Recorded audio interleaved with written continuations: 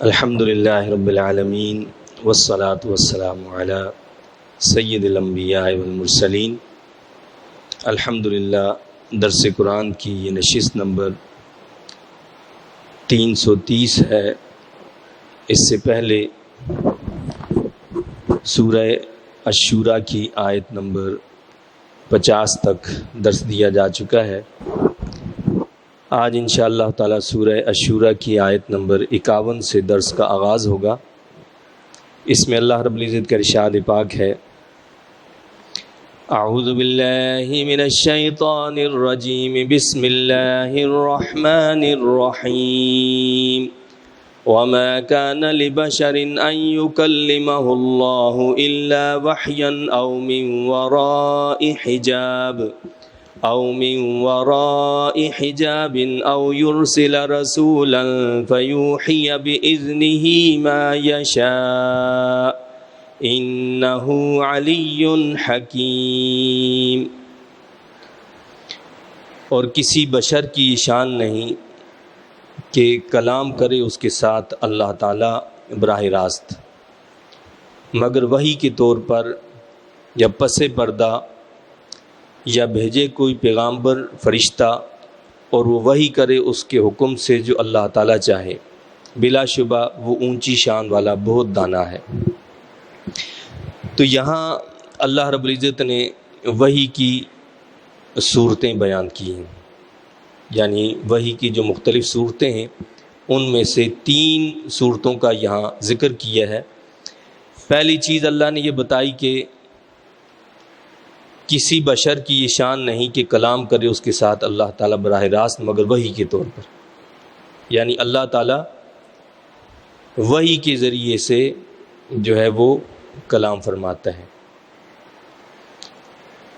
اب ایک وحی وہ ہوتی ہے کہ جس کو ہم الہام یا القاء بھی کہتے ہیں، یعنی دل میں بات ڈال دی جاتی ہے یا خواب کے ذریعے دکھا دی جاتی ہے۔ تو اللہ کے نبی کا جو خواب ہوتا ہے وہ بھی وحی الہی ہوتا ہے۔ اور یہ القاء اور الہام یہ اللہ کے ولیوں کو بھی ہوتا ہے، بس فرق یہ ہے کہ نبی کا الہام جو ہوتا ہے وہی الہی ہوتا ہے اور اس پر عمل کرنا لازم ہوتا ہے۔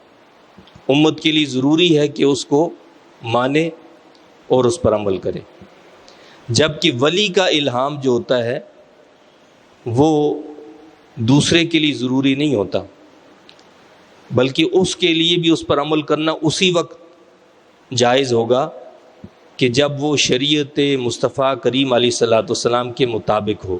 اگر اس کے خلاف ہو تو اس کو نہیں مانا جائے گا۔ اور اس ولی کا الہام جو ہے کسی کے لیے حجت بھی نہیں ہے، کسی کے لیے کوئی دلیل نہیں ہے۔ دلیل کون ہے؟ وہ اللہ کے نبی کا الہام، اللہ کے نبی کی جو وحی ہوتی ہے وہ دلیل ہوا کرتی ہے۔ اور اسی طرح اگلی جو صورت بتائی ہے، یعنی ایک تو الہام کی شکل ہے، حضرت ابراہیم علیہ الصلوۃ والسلام کو خواب میں اللہ نے دکھا دیا کہ بیٹے کو ذبح کرنا ہے، تو انہوں نے اس پر عمل کیا۔ اور دوسری صورت یہ بتائی کہ من وراء حجاب، اللہ تعالیٰ اپنے نبی سے کبھی پردے کے پیچھے سے بات کرتا ہے، جیسے کوہ طور پر حضرت موسیٰ علیہ الصلوۃ والسلام کے ساتھ اللہ نے گفتگو فرمائی۔ اس وقت حضرت سیدنا موسیٰ علیہ السلام نے اللہ سے یہ عرض بھی کی کہ مولا میں تجھے دیکھنا چاہتا ہوں، تیرا دیدار کرنا چاہتا ہوں۔ تو اللہ نے کیا فرمایا کہ لن ترانی، تم مجھے نہیں دیکھ سکتے۔ تو پردے کے پیچھے سے گفتگو کرنا یہ وحی کی دوسری صورت ہے کہ اللہ تعالیٰ پردے کے پیچھے سے گفتگو فرماتا ہے۔ اور یا بھیجے کوئی فرشتہ۔ تیسری صورت جو ہے وہ عام اور جنرل ہے، جو اللہ تعالیٰ فرشتے کو اپنے نبیوں کے پاس بھیجتا ہے۔ جبرائیل امین علیہ الصلوۃ والسلام اللہ کے نبیوں کے پاس اللہ کی وحی لے کر آتے تھے اور وہ اللہ کا پیغام پہنچاتے تھے۔ اب اس میں بھی 2 صورتیں تھیں، یعنی ایک صورت تو یہ تھی کہ جبرائیل امین علیہ الصلوۃ والسلام اپنی اصل حالت اور شکل میں آئے، اور دوسری صورت یہ تھی کہ حضرت جبرائیل امین علیہ الصلوۃ والسلام کسی انسانی شکل میں آ جائیں۔ تو بعض صحابہ کرام حضرت داہیہ کلبی رضی اللہ تعالیٰ عنہ کی شکل میں عموماً حضرت جبرائیل امین علیہ الصلوۃ والسلام تشریف لایا کرتے تھے۔ تو یہ بھی ایک وحی کی صورت ہے، اور مختلف صورتیں بہرحال ہیں۔ یہاں پر اللہ تعالیٰ نے ان 3 صورتوں کا ذکر فرمایا، ورنہ اللہ تعالیٰ نے اپنے حبیب کریم صلی اللہ علیہ وسلم کو معراج کی شب اپنا دیدار کروایا، اور اللہ کے نبی صلی اللہ علیہ وسلم نے اپنے رب سے ہم کلامی کا شرف حاصل کیا، لیکن فرق یہ ہے کہ وہ اس دنیا میں نہیں ہوا، یعنی وہ ایک الگ عالم تھا، عرش سے بھی اونچا لامکان جسے کہتے ہیں، وہ دوسرا عالم تھا۔ اس کائنات میں، اس دنیا میں اللہ کا دیدار کرنا ممکن نہیں، یہ تو آخرت میں ہوگا۔ اہل ایمان کے لیے کیا فرمایا کہ آخرت میں اہل ایمان کے لیے سب سے بڑی سعادت جو ہوگی وہ اللہ کا دیدار ہوگا۔ یہ شرف اللہ تعالیٰ نے اپنے محبوب کریم صلی اللہ علیہ وسلم کو اس دنیا میں معراج کی شب اس عالم میں عطا فرمایا کہ جس کو ہم نہیں جانتے، جسے ہم لامکان کہہ سکتے ہیں۔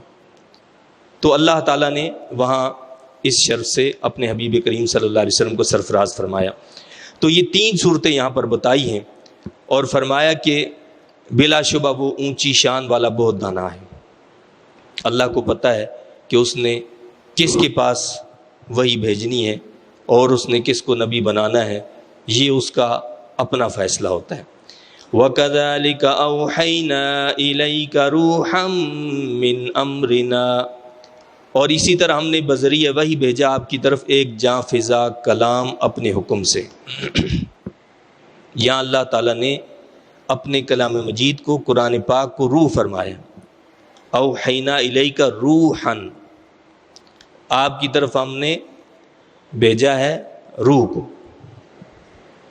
بھائی روح جسم کے اندر آتی ہے تو جسم میں جان پیدا ہو جاتی ہے نا، اسی طرح جس قلب کے اندر، جس دل کے اندر قرآن آ جاتا ہے، یہ اس مردہ دل کو زندہ کر دیتا ہے۔ قرآن جو ہے مردہ دلوں کو زندہ کر دیتا ہے، اس کو اللہ نے روح قرار دیا کہ اسی طرح ہم نے بذریعہ وحی بھیجا آپ کی طرف ایک جاں فضا کلام اپنے حکم سے۔ ما كنت تدري ما الكتاب ولا الإيمان ولكن جعلناه نورا نهدي به من نشاء من عبادنا، نہ آپ یہ جانتے تھے کہ کتاب کیا ہے اور نہ یہ کہ ایمان کیا ہے، لیکن اے حبیب صلی اللہ علیہ وسلم ہم نے بنا دیا اس کتاب کو سراپا نور، ہم ہدایت دیتے ہیں اس کے ذریعے جس کو چاہتے ہیں اپنے بندوں سے۔ اب یہاں اللہ تعالیٰ نے جو اس بات کی نفی کی ہے کہ آپ کتاب نہیں جانتے تھے، آپ ایمان نہیں جانتے تھے، اس پر ساری امت کے علماء کا اتفاق اور اجماع ہے کہ جتنے نبی بھی ہیں وہ پیدا ہوتے ہی ایمان سے واقف ہوتے ہیں۔ وہ کیا ہوتے ہیں؟ ایمان سے واقف ہوتے ہیں۔ ایسا نہیں ہے کہ وہ اللہ کے بارے میں کوئی شک رکھتے ہوں نعوذ باللہ، یا ایمان کا پتہ نہ ہو۔ یہاں جو بات کی گئی ہے وہ ہے تفصیلی علم کے بارے میں بتایا ہے، یعنی اجمالی علم تو کتاب کے نزول سے پہلے بھی آپ جانتے تھے، لیکن اس کا جو تفصیلی علم ہے ایمان کا، کتاب کا، یہ اللہ تعالیٰ نے نزول کتاب کے بعد عطا فرمایا بتدریج۔ تدریجاً اللہ تعالیٰ نے اپنے محبوب کریم صلی اللہ علیہ وسلم کو علم عطا فرمایا۔ اور حدیث شریف میں ہے، اللہ کے نبی صلی اللہ علیہ وسلم کا فرمان ہے، واللہ ما ادری وانا رسول اللہ ما یفعل بی، یہ بخاری شریف کی حدیث ہے کہ اللہ کی قسم میں از خود نہیں جانتا کہ میرے ساتھ کیا ہوگا، حالانکہ میں اللہ کا رسول ہوں۔ علامہ ابن حجر عسقلانی رحمہ اللہ نے لکھا ہے کہ یہاں لفظ استعمال کیا ہے درایت کا۔ کیا فرمایا اللہ نے؟ ما کنت تدری، درایت۔ یہ نہیں کہا کہ ما کنت تعلم، تم نہیں جانتے تھے۔ اور علامہ ابن حجر عسقلانی کیا کہتے ہیں؟ درایت جو ہوتا ہے یہاں کہتے ہیں کہ درایت تفصیلیہ کی نفی ہے، درایت تفصیلیہ کی نفی ہے، یعنی اس وقت آپ کو تفصیلی علم نہیں تھا کہ آپ کے ساتھ کیا کیا جائے گا. اور درایت کہتے ہیں اپنی عقل سے سوچنا، اپنے قیاس سے کچھ چیز سیکھنا، اس کو کہا جاتا ہے درایت. یعنی اپنی عقل سے، اپنی سوچ سے، اپنی سمجھ سے کسی چیز کو جاننا. تو ما کنت تدری مل کتاب، آپ از خود نہیں جانتے تھے کہ کتاب کیا ہے. یہ تو ہمارا انعام اور احسان ہے کہ ہم نے آپ کو بتایا کہ کتاب کیا ہے، اور یہ ہمارا احسان و انعام ہے کہ ہم نے آپ کو بتایا کہ ایمان کیا ہے. آپ از خود نہیں جانتے تھے. تو مطلب یہ ہوا کہ نزول کتاب سے پہلے کتاب اور ایمان کے تفصیلی علم کو نہ جانتے تھے، گو کہ اس کا اجمالی علم آپ کو حاصل تھا. حضرت سیدنا عیسیٰ علیہ السلام جب پیدا ہوئے تو پیدا ہوتے ہی آپ نے کیا فرمایا تھا؟ وجعلنی نبیّا، اللہ نے مجھے نبی بنایا. ماں کی گود میں بول پڑے تھے. اور حضور علیہ السلام سے جب پوچھا گیا تھا کہ آپ کب سے نبی ہیں، تو کیا فرمایا کہ آدم بین الروح والجسد تھے، جب ابھی وہ جسمانی شکل میں بھی نہیں آئے تھے اس وقت بھی میں نبی تھا. تو آپ تو یہ فرماتے ہیں کہ میں اس وقت بھی نبی تھا. تو یہاں جو علم کی نفی ہے وہ کس علم کی نفی ہے؟ از خود جاننا، قیاس کر کے جاننا، اپنی اٹکل سے معلوم کرنا. اس کے بارے میں فرمایا کہ ما کنت تدری، ما کنت تعلم نہیں فرمایا اللہ نے. تو کیا فرمایا کہ آپ نہ جانتے تھے کہ کتاب کیا ہے اور نہ یہ کہ ایمان کیا ہے. تو جیسے ہم نے کہا کہ آپ کو اللہ نے اس کا اجمالی علم عطا فرما رکھا تھا. یہی وجہ تھی کہ جب جبرائیل امین علیہ السلام وحی لے کر آئے تو اللہ کے نبی نے جبرائیل سے یہ نہیں کہا کہ تم کون ہو، پہلے اپنا تعارف تو کروا. اللہ کے نبی نے یہ سوال نہیں کیا. ہاں یہ ضرور کہا کہ ما انا بقارئ. جب جبرائیل امین علیہ السلام فرمانے لگے کہ اقرا، تو آپ نے کیا فرمایا کہ ما انا بقارئ، میں پڑھنے والا نہیں ہوں. اور پھر جب انہوں نے کہا کہ اقرا بسم ربک، اپنے رب کے نام سے پڑھیے، تو آپ نے پڑھنا شروع کر دیا. اور یہ اللہ تعالیٰ اپنے نبیوں کو ان کے اندر یہ صلاحیت رکھتا ہے کہ وہ پہچان لیتے ہیں کہ یہ فرشتہ ہے یا کون ہے. مثال کے طور پر انسان ہے، ہر انسان کے اندر اللہ تعالیٰ نے یہ صلاحیت رکھی ہے، یہ خاصیت رکھی ہے کہ وہ پہچان لیتا ہے یہ انسان ہے، یہ جانور ہے، یہ کیڑا ہے، یہ کوئی اور چیز ہے. انسان جان جاتا ہے نا یہ چیز کس نے رکھی؟ اللہ نے رکھی ہے انسان کے اندر. تو جس طرح ہم یہ جان لیتے ہیں کہ یہ جانور ہے، یہ کیڑا ہے، یہ انسان ہے، یہ فلاں چیز ہے، یہ فلاں چیز ہے، اسی طرح رب کائنات نے نبیوں کے اندر ایک ایسی حس رکھی ہوتی ہے جس سے ان کو یہ پتہ چل جاتا ہے کہ یہ آنے والا کون ہے؟ فرشتہ ہے. یہ آنے والا کون ہے؟ فرشتہ ہے. وہ پہچان لیتے ہیں یہ فرشتہ ہے یا جن ہے یا انسان ہے یا کون ہے. ہم جن کو بھی نہیں پہچان سکتے، ہمیں نہیں پتہ چلتا. حضرت جبرائیل امین علیہ السلام انسانی شکل میں آتے تھے، صحابہ کرام کے ساتھ بیٹھتے تھے، سوال کرتے تھے، پوچھتے تھے. اور جب آپ چلے جاتے تھے تو اللہ کے نبی پوچھتے تھے کہ بتاؤ تمہیں پتہ ہے یہ کون تھا؟ تو صحابہ فرماتے تھے یا رسول اللہ صلی اللہ علیہ وسلم ہمیں نہیں پتہ کون تھے. تب اللہ کے نبی صلی اللہ علیہ وسلم فرماتے تھے کہ یہ جبرائیل امین تھے جو تمہیں تمہارے دین کے بارے میں علم سکھانے آئے تھے، اس لیے انہوں نے سوالات کیے تھے تاکہ تمہیں پتہ چلے کہ ایمان کیا ہے، اسلام کیا ہے، احسان کیا ہے. تو جبرائیل کو تو ضرورت نہیں تھی، انہوں نے آ کر سوال کیوں کیے؟ تاکہ تمہیں پتہ چل جائے کہ یہ کیا چیزیں ہیں. تو فرمایا کہ نہ آپ جانتے تھے کہ کتاب کیا ہے، نہ یہ کہ ایمان کیا ہے، لیکن اے حبیب صلی اللہ علیہ وسلم ہم نے بنا دیا اس کتاب کو سراپا نور. اللہ کیا فرماتا ہے؟ ہم نے اس کتاب کو سراپا نور بنایا ہے. یہ کتاب ایک روشنی ہے، یہ کتاب اندھیروں سے نکالنے والی ہے. یہ کتاب انسان کے روح کے اندر جو ظلمتیں ہوتی ہیں انسان کی روح میں وہ ساری دور کر دیتی ہے، اس کی روح کو پاک اور مصفا کر دیتی ہے. اور انسان اس کتاب کی روشنی سے ہر چیز کو سمجھنے لگتا ہے، اس کو پتہ چلنے لگتا ہے کہ کہاں اندھیرا ہے کہاں روشنی ہے، کیا حق ہے کیا باطل ہے۔ تو کیا فرماتا ہے اللہ، ہم نے بنا دی اس کتاب کو سراپا نور، ہم ہدایت دیتے ہیں اس کے ذریعے جس کو چاہتے ہیں اپنے بندوں سے۔ ہدایت کس کو ملتی ہے؟ جس کو ہم چاہتے ہیں، اس کتاب کے ذریعے سے۔ یضل بھی کثیرا ویہدی بھی کثیرا، اس کتاب کے ذریعے سے بہت سے لوگ گمراہ ہو جاتے ہیں اور بہت سوں کو اللہ ہدایت دیتا ہے۔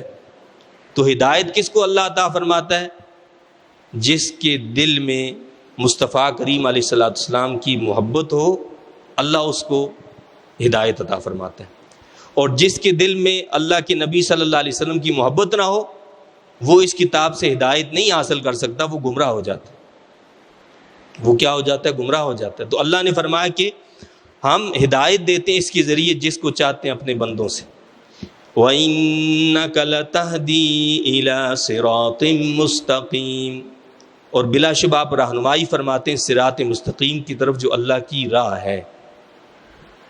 اللہ یہاں کیا فرماتا ہے کہ آپ صراط مستقیم کی طرف لوگوں کی رہنمائی فرماتے ہیں، آپ ہدایت دیتے ہیں سیدھی راہ کی لوگوں کو۔ وہ جو دوسری آیت کے اندر ہے کہ انک لا تہدی من احببت، آپ اس کو ہدایت نہیں دے سکتے جس کو آپ پسند کرتے ہیں۔ اس کا مطلب یہ ہے جس شخص کو اللہ ہدایت نہ دینا چاہے تو اس کو نبی ہدایت کہاں سے دے سکتے؟ نہیں دے سکتے۔ جس کو اللہ ہدایت نہیں دینا چاہتا تو اسے کوئی ہدایت نہیں دے سکتا، اسے کوئی ہدایت نہیں دے سکتا۔ لیکن ویسے کیا فرمایا؟ انک لتہدی الی صراط مستقیم، بے شک آپ رہنمائی فرماتے ہیں صراط مستقیم کی طرف جو اللہ کی راہ ہے۔ یعنی اس سے یہ واضح ہو جاتا ہے کہ اللہ کے نبی صلی اللہ علیہ وسلم کے پاس جو آتا ہے وہ ہدایت پا جاتا ہے۔ آپ تو ہدایت ہی دیتے ہیں اور آپ اس کو صراط مستقیم پر ہی چلاتے ہیں، آپ کے پاس سے گمراہی کبھی نہیں مل سکتی۔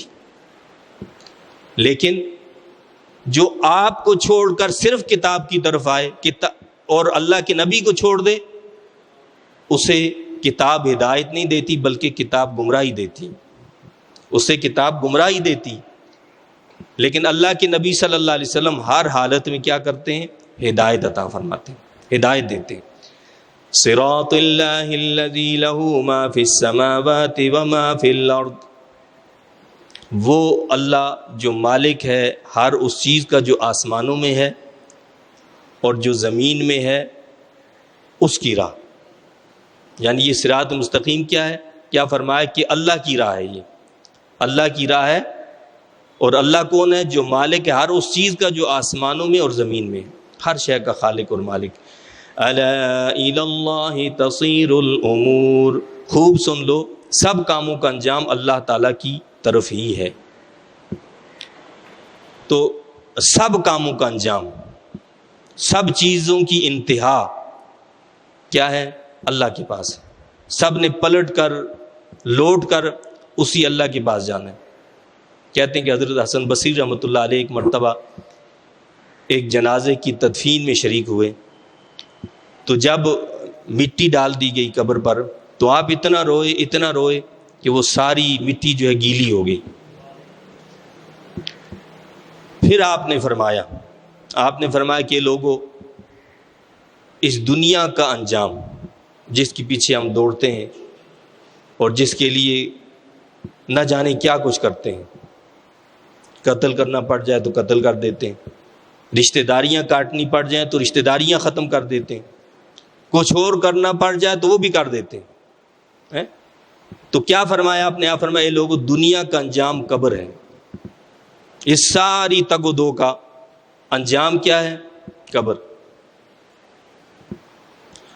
اور آخرت کی ابتدا قبر ہے، جہاں ہم جا رہے ہیں اس کی ابتدا قبر ہے، یہاں سے ابتدا ہوگی۔ اور اس دنیا میں آپ بڑے فلسفی بن جائیں، آپ صدر بن جائیں، وزیر اعظم بن جائیں، ساری دنیا کے بادشاہ بن جائیں، لیکن انجام کیا ہے؟ فرمایا کہ قبر۔ اسی قبر میں جانا ہے، وہاں اے سی بھی نہیں ہوگا، پنکھا بھی نہیں ہوگا، لائٹ روشنی بھی نہیں ہوگا، کچھ بھی نہیں ہوگا۔ اور یہ بھی پتہ نہیں کہ وہ جسم پر کفن کا کپڑا بھی ہو نہ ہو، یہ بھی پتہ نہیں، اور بعض اوقات یہ بھی پتہ نہیں ہوتا کہ قبر بھی ملے نہ ملے۔ کورونا میں ہم نے دیکھا کیا کچھ ہوا اور کس طرح۔ تو فرمایا کہ اے لوگو، دنیا کا انجام قبر اور آخرت کی ابتدا قبر ہے۔ اس جہان پر ناز کرنا ہے کہ جی میں تو بادشاہ بن گیا ہوں، میں وزیر اعظم بن گیا، میں وزیر بن گیا، میں فلاں بن گیا، یہ بن گیا، وہ بن گیا۔ تو آپ نے فرمایا کہ اس جہان پر ناز کرنا کتنی حماقت ہے جس کا انجام قبر ہے۔ رشتہ داریاں کیوں کاٹ دیتے ہیں؟ ہمیں اللہ نے کوئی بڑا مرتبہ دے دیا، مقام دے دیا، اب ہمارے رشتہ دار بیچارے کمزور ہیں، ان کے پاس مال نہیں ہے، دولت نہیں، تو ہم ان کے ساتھ بیٹھنا پسند نہیں کرتے۔ نعوذ باللہ، کیا ہم نعوذ باللہ خدا بن گئے؟ ہم ان کے ساتھ ملنا پسند نہیں کرتے۔ کیوں بھائی؟ لوگ کہیں گے کہ یہ غریب لوگوں سے ملتا ہے۔ ہمارے آقا علیہ الصلوۃ والسلام تو بیٹھتے غریبوں میں تھے، کھاتے غریبوں کو ساتھ تھے، بلکہ اللہ نے خود حکم دیا کہ آپ نے ان کے ساتھ بیٹھنا ہے۔ جب رؤسائے مکہ کے بڑے بڑے سردار آئے، کہنے لگے کہ جی آپ کی بات کو ہم مانیں گے، لیکن پہلے ان لوگوں کو ہٹائیں آپ، یہ غریب قسم کے لوگ، یہ غلام لوگ۔ غلامی کا سسٹم تھا تو اکثریت غلاموں کی تھی جنہوں نے اسلام قبول کیا تھا، ان کو آپ ہٹائیں گے تو ہم آپ کی بات سنیں گے۔ تو اللہ نے کیا حکم دیا؟ آپ کو ان رؤساء کی، ان سرداروں کی ضرورت نہیں، آپ ان کو بات بتائیں۔ یہ سیکھنے والے، سمجھنے والے، عمل کرنے والے، آپ ان کو بات بتائیں، ہمیں نہیں ضرورت ان کی، سرداروں کی، وڈیروں کی، مالداروں کی۔ اللہ نے اپنے حبیب کو کیا فرمایا؟ ان کی کوئی ضرورت نہیں ہے، ضرورت ان کو ہے اسلام کی۔ اسلام کو کسی کی ضرورت نہیں ہے، اسلام کسی کا محتاج نہیں ہے، سب اسلام کے محتاج ہیں کہ اگر ہم اس کو اپنائیں گے، اختیار کریں گے، اپنا بھلا کریں گے، لیکن اگر اس کو چھوڑ کر کوئی دوسرا راستہ اختیار کریں گے تو اسلام کا کوئی نقصان نہیں، یہ بندے کا اپنا نقصان۔ تو حضرت حسن بصری رحمۃ اللہ علیہ فرمانے لگے کہ اس جہان پر ناز کرنا کتنی حماقت ہے جس کا انجام قبر ہے، اور اس جہان سے کیوں نہیں ڈرتے ہو جس کی پہلی منزل قبر ہے۔ یعنی ہمیں تو فکر اس کی رکھنی چاہیے نا کہ یہ یعنی اس دنیا کا تو انجام قبر ہے، لیکن اس اگلے جہان کی ابتدا اور آغاز ہی قبر ہے، اس کے لیے ہم نے کیا تیاری کی؟ ہمیں تو اس سے ڈرنا چاہیے نا کہ وہاں کیسے جائیں گے، وہاں روشنی کا انتظام کیسے ہوگا۔ چھوٹا سا ہم سفر کرتے ہیں اور پہلے سے وہاں ہوٹل بک کر لیتے ہیں، سامان یہ وہ آگے پیچھے ساری چیزوں کا انتظام ہم پہلے کر لیتے ہیں، اس کے بغیر نہیں جاتے، ٹکٹ بھی پہلے لے دی، سب کچھ ہوتا ہے، لیکن وہ جگہ جہاں سے جا کر واپس نہیں آنا، اس کے لیے کوئی انتظام کی ضرورت ہی ہم محسوس نہیں کرتے۔ تو بھائی وہاں کا بھی تو انتظام کریں، اور وہاں کا انتظام کیا ہے؟ اللہ کی فرما برداری، اللہ کے رسول صلی اللہ علیہ وسلم کی اتباع، قرآن کو پڑھنا، قرآن کو سیکھنا، قرآن کو سمجھنا، یہ وہ روشنی ہے جو قبر کے اندر پیدا ہوگی اس کے ذریعے سے۔ قرآن کو اللہ نے کیا فرمایا؟ ابھی ہم نے پڑھا نا، فرمایا کہ ہم نے اس کو کیا بنایا؟ جعلناہ نوراً، اس کو ہم نے نور بنایا ہے۔ اب جو یہ چاہتا ہے کہ قبر میں اندھیرا نہ ہو تو وہ قرآن سے اپنا رشتہ جوڑ لے، یہ قرآن وہاں روشنی پھیلا دے گا، ہر طرف روشنی روشنی ہوگی، اندھیرا نہیں ملے گا اسے۔ لیکن جس نے قرآن سے اپنے تعلق کو جوڑ کر یہ سمجھا وہ کہ وہاں پر مجھے روشنیاں ملیں گی، تو وہاں اندھیروں کے سوا کچھ بھی نہیں ملے گا۔ روشنی تو ہم نے چھوڑ دی، لائٹ کو ہم نے اپنے ساتھ رکھا نہیں، تو روشنی کیسے ہوگی؟ تو وہ لائٹ اور روشنی یہ قرآن ہے۔ اس کے بعد سورہ الزخرف شروع ہوتی ہے، یہ مکی صورت ہے، اس میں 89 آیات اور 7 رکوع ہیں۔ اس سورہ مقدسہ کا آغاز بھی اللہ تعالیٰ نے حروف مقطعات سے فرمایا ہے۔ اللہ کا ارشاد ہے، بسم اللہ الرحمن الرحیم، حامیم والکتاب المبین۔ حامیم، یہ حروف مقطعات ہیں، ان کے معنی اللہ اور اس کے حبیب کریم صلی اللہ علیہ وسلم جانتے ہیں۔ قسم ہے اس کتاب مبین کی، والکتاب المبین۔ اب اس سورت کا آغاز بھی اللہ تعالیٰ نے قرآن کے ذکر سے کیا اور کتاب مبین قرار دیا اس کو۔ مبین اسے کہتے ہیں کہ جو بات بالکل واضح ہو، بالکل آسان ہو، کوئی مشکل نہ ہو، پیچیدگی نہ ہو اور ہر ایک کو سمجھ میں آ جائے۔ اللہ فرماتا ہے کہ یہ کتاب مبین ہے، اس کی باتیں ایسی نہیں ہیں کہ جو سمجھنے والی نہ ہو، جو لوگوں کی سمجھ میں نہ آ سکتی ہوں، یعنی اس کی جو جنرل باتیں ہیں جو میرے آپ کے فائدے کی نہیں، وہ صاف ہیں، بالکل واضح ہیں، اس میں کوئی چھپی ہوئی چیز نہیں ہے۔ ہاں ظاہر ہے کہ یہ اللہ کی کتاب ہے اور یہ علوم کا خزانہ ہے، اس کے اندر ایک سے ایک نکات بھی ہیں، وہ اہل علم کے لیے، لیکن ایک عام شخص کے لیے اللہ نے ہر شے واضح طور پر رکھی ہے جس کو ہر ایک سمجھ سکتا ہے۔ اِنَّا جَعَلْنَاهُ قُرْآنًا عَرَبِيًّا لَعَلَّكُمْ تَعْقِلُونَ، ہم نے اتارا اسے قرآن عربی زبان میں تاکہ تم اس کے مطالب کو سمجھو۔ اس قرآن کو عربی زبان میں نازل کیا ہے کیونکہ اس کے پہلے مخاطب عربی لوگ تھے، تو لہٰذا تاکہ تم اس کا مفہوم سمجھ جاؤ۔ اور پھر عربی زبان میں اس لیے اللہ نے اتارا کہ جو فصحت اس زبان کے اندر ہے اور جو وسعت اس زبان کے اندر ہے وہ کسی اور زبان میں موجود ہی نہیں ہے۔ ایک لفظ اور ایک جملہ اس کے اندر اتنے معنی ہوتے ہیں اور اتنا علم کا سمندر ہوتا ہے جو کسی اور زبان کے اندر آپ کو نہیں ملے گا۔ وَإِنَّهُ فِي أُمِّ الْكِتَابِ لَدَيْنَا لَعَلِيٌّ حَكِيمٌ، اور بے شک یہ قرآن ہمارے یہاں لوح محفوظ میں ثبت ہے، اونچی شان والا، حکمت سے لبریز۔ اللہ خود فرماتا ہے کہ یہ کتاب ایک تو کیا لوح محفوظ میں موجود ہے اور دوسرا یہ کوئی عام کتاب نہیں ہے۔ کیا فرمایا کہ لَعَلِيٌّ حَكِيمٌ، یہ بہت اونچی کتاب ہے اور حکمت سے لبریز کتاب ہے۔ لیکن ظاہر ہے کہ یہ وہی سمجھ سکتا ہے کہ جو جانتا ہو کہ عربی زبان کیا ہے، عربی زبان کا ادب کیا ہے، اس کی فصاحت کیا ہے، اور پھر وہ قرآن کو پڑھے تو اس کو سمجھ میں آتا ہے کہ ہاں قرآن کتنا عظیم کلام ہے اللہ کا اور کتنی اس کے اندر حکمتیں ہیں۔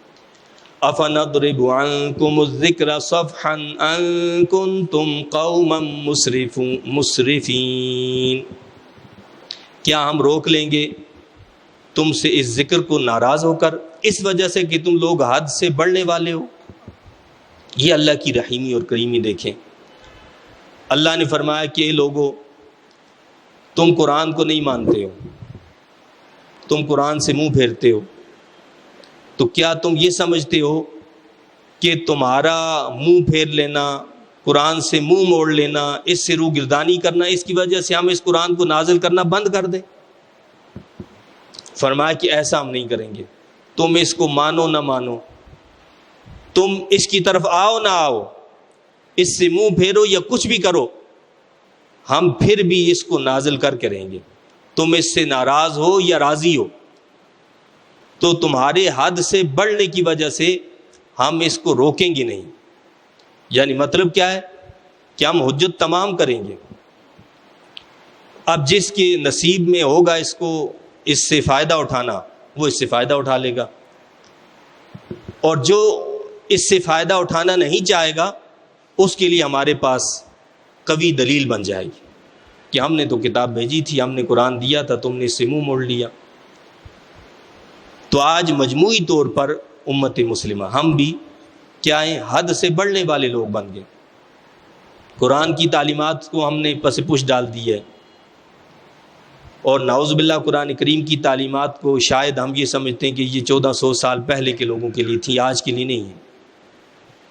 قرآن کو اللہ تعالیٰ نے قیامت تک کے لوگوں کے لیے نازل فرمایا، اور اس کے اندر قیامت تک کے لوگوں کے تمام مسائل کا رب کائنات نے حل رکھا ہے۔ لیکن جو اس میں جتنا غور کرے گا وہ اتنا اس سے موتی چنتا رہے گا۔ کسی زمانے میں کوئی یہ دعویٰ نہیں کر سکا کہ اس کتاب کو پوری طرح ہم نے سمجھ لیا ہے۔ جنہوں نے اپنی ساری زندگی اس پر کھپا دی انہوں نے بھی کہا کہ ہم تو کچھ بھی نہیں سمجھے، اور جو کھپائیں گے وہ بھی یہ کہتے ہیں کہ جی ہم تو قرآن کا کچھ باتیں سمجھے ہیں، باقی ابھی اتنا حصہ ہے کہ ہم تو سمجھیں نہیں۔ تو فرمایا کہ تمہارے منہ پھیر لینے سے ہم قرآن کا نزول بند نہیں کر دیں گے، بلکہ قرآن کو ہم نازل کریں گے۔ وَكَمْ أَرْسَلْنَا مِن نَبِيٍّ فِي الْأَوَّلِينَ، اور ہم نے بکثرت بھیجے نبی پہلے لوگوں میں، وما يأتيهم من نبي إلا كانوا به يستهزئون، اور نہیں آیا ان کے پاس کوئی نبی مگر وہ کفار اس کا مذاق اڑایا کرتے تھے۔ اللہ تعالیٰ نے اپنے محبوب پاک صلی اللہ علیہ وسلم کو تسلی دی ہے کہ یہ لوگ نہیں مانتے قرآن کو، آپ سے منہ پھیر رہے ہیں، قرآن سے منہ پھیر رہے ہیں، تو آپ غم زدہ نہ ہوں، پہلے بھی نبی آئے ہیں، لوگوں نے ان کے ساتھ بھی ایسا کیا اور ان کا بھی مذاق اڑایا ہے۔ کیا فرمایا اللہ نے؟ نہیں آیا ان کے پاس کوئی نبی مگر وہ کفار اس کا مذاق اڑایا کرتے تھے۔ کفار نے ہمیشہ مذاق اڑایا ہے، تو اگر آج یہ مذاق اڑا رہے ہیں تو کوئی بات نہیں۔ آج لبرل جو ہیں اگر مسلمانوں کا مذاق اڑا رہے ہیں یا دنیا کے دیگر طبقے مسلمانوں کو مذاق اڑا رہے ہیں تو یہ کوئی نئی بات نہیں ہے، یہ پرانی بات ہے، اور یہ انبیاء کرام علیہم الصلوۃ والسلام کے ساتھ بھی ہوتا رہا ہے۔ لیکن ایسے لوگوں کا انجام کیا ہوتا ہے اللہ نے اس کے بارے میں بتایا، فَأَهْلَكْنَا أَشَدَّ مِنْهُمْ بَطْشًا وَمَضَىٰ مَثَلُ الْأَوَّلِينَ، بس ہم نے ان کو ہلاک کر ڈالا جو ان سے زیادہ طاقتور تھے، اور گزر چکا ہے حال پہلے لوگوں کا۔ کیا فرمایا؟ ان سب کو ہم نے ہلاک کر دیا، ان سے زیادہ طاقت تھی، ان سے زیادہ قوت تھی، ان سے زیادہ ان کے لاؤ لشکر تھے، ان سے زیادہ ان کے پاس جسمانی طاقت بھی تھی، اور مادی اعتبار سے بھی ان سے زیادہ معاملات تھے، لیکن ہم نے ان سب کو کیا کیا؟ تباہ کر دیا۔ وَلَئِن سَأَلْتَهُم مَّنْ خَلَقَ السَّمَاوَاتِ وَالْأَرْضَ لَيَقُولُنَّ خَلَقَهُنَّ الْعَزِيزُ الْعَلِيمُ، اور اگر آپ ان سے پوچھیں کہ کس نے پیدا کیا آسمانوں اور زمین کو، تو ضرور کہیں گے پیدا کیا انہیں بڑے زبردست سب کچھ جاننے والے نے، یعنی اللہ نے پیدا کیا ہے۔ الذي جعل لكم الارض مهدا وجعل لكم فيها سبلا لعلكم تهتدون، جس نے بنایا ہے تمہارے لیے زمین کو گہوارا، گہوارا پنگوڑا، بچہ جو ہوتا ہے پنگوڑے میں ہوتا ہے تو وہ آرام محسوس کرتا ہے نا، وہ اس کو آپ ہلاتے رہیں، بچہ رو بھی رہا ہوگا خاموش ہو جائے گا، حالانکہ وہ ہل رہا ہوتا ہے۔ تو اللہ فرماتا ہے کہ جس نے بنا دیا تمہارے لیے زمین کو گہوارا، اس کو اللہ نے گہوارا بنا دیا، اگر ایسا نہ کرتا اللہ تعالیٰ تو ہم تو اس پر سکون بھی نہیں حاصل کر سکتے تھے، تو اس کو تمہارے لیے گہوارا بنایا اور بنا دیے تمہارے لیے اس میں راستے تاکہ تم منزل مقصود تک پہنچ سکو۔ وَالَّذِي نَزَّلَ مِنَ السَّمَاءِ مَاءً بِقَدَرٍ، اور جس نے اتارا آسمان سے پانی اندازے کے مطابق، پانی اندازے سے اتارتا ہے اللہ تعالیٰ، اگر اندازے سے زیادہ اتار دیا جائے تو سب کچھ بہا کر لے جائے وہ پانی، تو اللہ تعالیٰ ہر شے کو اندازے سے اتارتا ہے، اسی طرح پانی بھی اندازے سے نازل فرماتا ہے۔ فَأَنشَرْنَا بِهِ بَلْدَةً مَيْتًا، پس ہم نے زندہ کر دیا اس سے ایک مردہ شہر کو، سارا علاقہ خزاں رسیدہ ہو جاتا ہے، اور بارش برستی ہے تو سرسبز و شاداب ہو جاتا ہے، ساری زمین زندہ ہو جاتی ہے۔ کذالک تخرجون، اللہ نے یہ دلیل دیتے ہوئے کیا فرمایا؟ یوں ہی تمہیں بھی قبروں سے نکالا جائے گا۔ یہ سمجھتے ہو کہ جی دوبارہ کیسے پیدا ہوں گے، کیسے زندہ کیا جائے گا؟ اللہ نے ہماری پریکٹیکل زندگی میں جو چیز ہمیں نظر آتی ہے اس کو پیش کر کے کیا فرمایا؟ جس طرح یہ مردہ زمین، یہ مردہ درخت جو خشک ہو چکے ہوتے ہیں اور بہار کا موسم آتا ہے اللہ تعالیٰ ان کو زندہ کر دیتا ہے، بارش برستی ہے اور ساری زمین زندہ ہو جاتی ہے، سرسبز و شاداب ہو جاتی ہے، اسی طرح ہم تم سب کو پیدا کر دیں گے، ہمارے لیے کوئی مشکل نہیں۔ وَالَّذِي خَلَقَ الْأَزْوَاجَ كُلَّهَا وَجَعَلَ لَكُم مِّنَ الْفُلْكِ وَالْأَنْعَامِ مَا تَرْكَبُونَ، اور جس نے ہر قسم کی مخلوق پیدا فرمائی اور بنا دیں تمہارے لیے کشتیاں اور مویشی جن پر تم سوار ہوتے ہو۔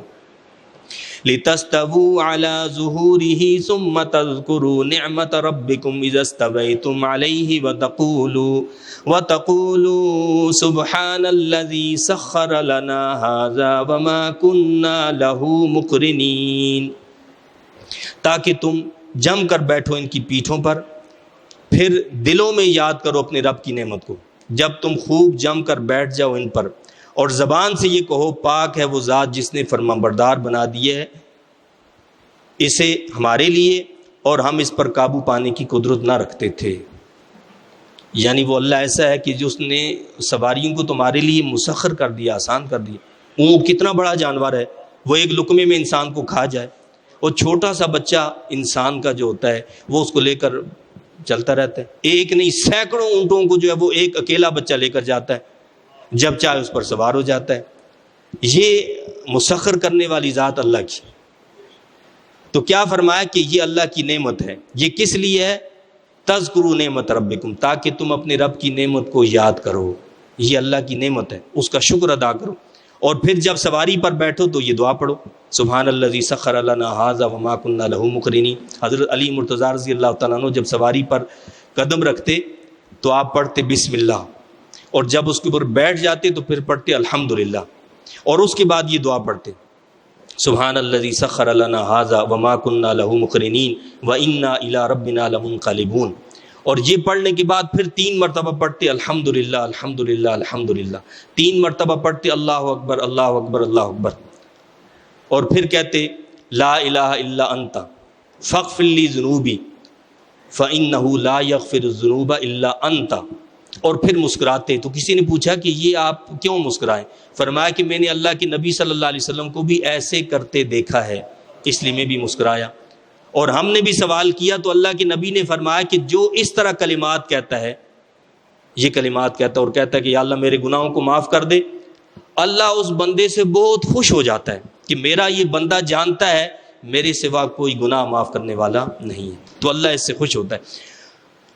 وَإِنَّا إِلَىٰ رَبِّنَا لَمُنْقَلِبُونَ، اور یقیناً ہم اپنے رب کی طرف لوٹ کر جانے والے۔ یعنی ہر سواری پر سوار ہوتے ہوئے اگر ہم سمجھتے ہوئے ان الفاظ کو پڑھیں تو آپ بتائیے پھر ہم سے گناہ سرزد ہوں گے؟ یعنی اس کا مطلب یہ ہوتا ہے کہ ہم یہ جو سواری پر سوار ہوئے جا رہے ہیں، ہمیں پتہ نہیں ہے کہ پلٹ کر گھر آئیں گے یا نہیں آئیں گے، کوئی ہمارے پاس گارنٹی نہیں ہے۔ یا ہم الوداعی طور پر یہ الفاظ کہہ رہے ہوتے ہیں کہ انا الی ربنا لمنقلبون، ہم اپنے رب کی طرف لوٹ کر جانے والے ہیں، ہمیں پتہ نہیں کہ ہم تمہارے پاس آئیں گے یا نہیں۔ ہاں اللہ کے پاس واپس ہر ایک نے جانا ہے، اسی کے پاس پہنچیں گے سب۔ تو اس کو حاضر رکھتے ہوئے ذہن میں کہ ہم کیا کلمات کہہ رہے ہیں، اگر انسان سواری پر سوار ہو یہ دعا پڑھے انشاءاللہ اللہ اس کو گناہوں سے محفوظ رکھے گا۔ وَجَعَلُوا لَهُ مِنْ عِبَادِهِ جُزْءًا، اور بنا دی ہے مشرکوں نے اس کے لیے اس کے بندوں سے اولاد، مشرکوں نے اس کے بندوں سے اولاد بنا دی۔ کسی نے عیسیٰ علیہ السلام کو خدا کا بیٹا قرار دیا، کسی نے حضرت عزیر علیہ السلام کو اللہ کا بیٹا قرار دے دیا، کسی نے کہا کہ جی فرشتے اللہ کی بیٹی ہیں۔ تو فرمایا کہ بنا دی مشرکوں نے اس کے لیے اس کے بندوں سے اولاد۔ ان الانسان لکفور مبین، بے شک انسان کھلا ہوا ناشکر گزار ہے۔ یعنی جو چیزیں انسان اپنی طرف منسوب کرنا پسند نہیں کرتا اور ان کو اللہ کی طرف منسوب کرتا ہے، آگے اللہ نے ذکر کیا پھر۔